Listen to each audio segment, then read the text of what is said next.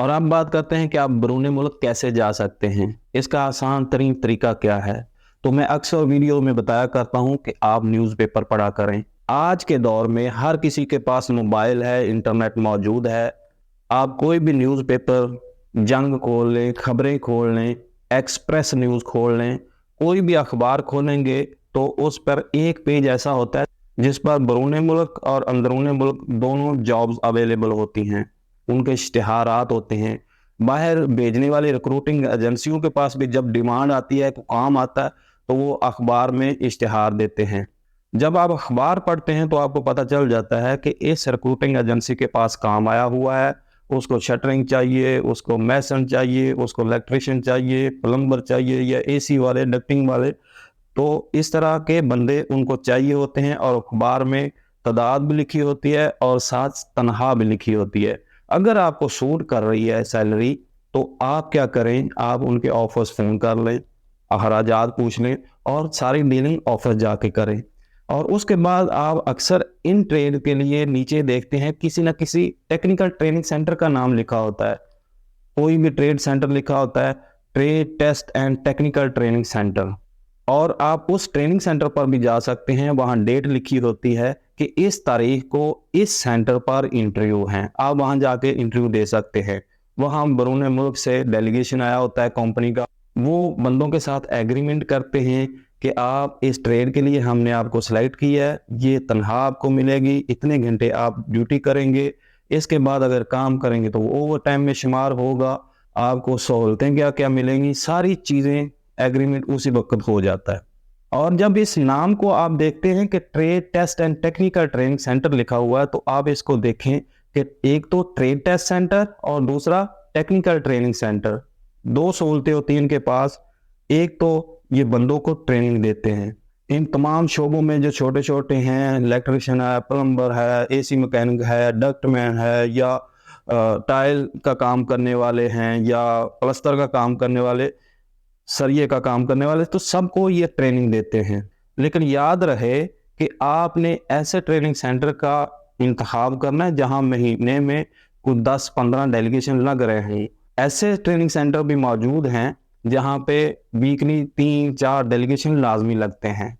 ये चूंकि trade test centre होते हैं, इनके पास सारी सहूलतें होती हैं। जब कंपनियों का काम आता है यहाँ पे, तो रिक्रूटिंग एजेंसियां भी इन सेंटर का रुख करती हैं, अपने बंदों को भी वहां बुलाती हैं और ट्रेनिंग सेंटर के बंदे भी वहां आते हैं।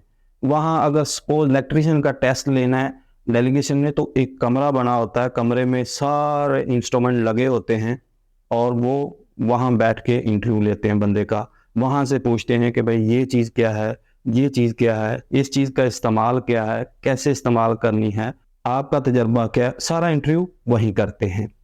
बाज़ दफ़ा ऐसे होता है कि एक बंदा है, वो ट्रेनिंग सेंटर पे गया है, उसने एसी का डिप्लोमा करने के लिए एडमिशन ले लिया है और 3 दिन हुए हैं, कोई ना कोई डेलीगेशन आ गया। तो ट्रेनिंग सेंटर वाले क्या करते हैं कि अंदर रूम में इंटरव्यू हो रहे होते हैं, वहाँ उनका बंदा खड़ा होता है। वो जो जो सवाल पूछते हैं तो वो बाहर अपने ट्रेनिंग वाले बंदों को बता देते हैं कि अंदर ये सवाल पूछे जा रहे हैं। जैसे ही 10-15 बंदों का इंटरव्यू होता है, उसके बाद क्या करते हैं, ट्रेनिंग वाले बंदों को अंदर भेजना शुरू कर देते हैं। ऐसा भी होता है कि जिसने अभी 3 दिन ट्रेनिंग की होती है, वो बंदा सेलेक्ट हो जाता है और उसका एग्रीमेंट हो जाता है।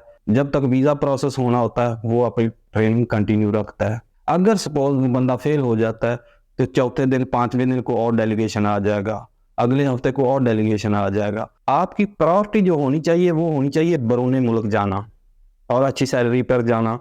आपकी ये प्रायोरिटी नहीं होनी चाहिए कि मैंने कतर जाना है, बस कतर ही जाना है, या सऊदीया जाना तो सऊदीया ही जाना है। इस सूरत में लोग फंस जाते हैं और वो इस चीज़ का इंतज़ार कर रहे होते हैं कि कतर का डेलीगेशन आएगा तो हम कतर जाएंगे। तो कतर हो सकता है महीना उनके पास डिमांड ना आए और आप बैठे रहें। लेकिन अगर आप ये प्रायोरिटी रखते हैं कि मैंने बाहर जाना है, तो फिर आज कतर की आई है डिमांड, कल ओमान की आ जाएगी, परसों सऊदी अरेबिया की आ जाएगी, अगले दिन मलेशिया की आ जाएगी। तो सैलरी एवरेज एक ही होती है हर जगह। और अगर आप 2-3 इंटरव्यू में फेल भी हो जाते हैं, तो आपके पास कॉन्फिडेंस लेवल जो है ना आपका अप हो जाता है, आपको इंटरव्यू देना आ जाता है, आपको चीज़ें समझ आ जाती हैं कि ये क्या पूछता है, क्या बताना है। तो आप यकीनन दूसरे तीसरे डेलीगेशन में पास हो जाते हैं। तो ये एक बेहतरीन तरीका है। सबसे पहले अखबार पढ़ें, अखबार में से आप एजेंसी देखें, उसके बाद सेंटर देखें। तो ये सबसे आसान तरीका है बैरून मुल्क जाने का। आपके पास हुनर है तो भी किसी अच्छे सेंटर या अच्छी एजेंसी का इंतखाब करें, और अगर आपके पास हुनर नहीं है तो भी किसी अच्छे ट्रेनिंग सेंटर का इंतखाब करें, ठीक है। और वहाँ जाके ट्रेनिंग ले लें, आपकी लेबर से जान छूट जाएगी, आप एक कारीगर के तौर पर बाहर जा सकते हैं।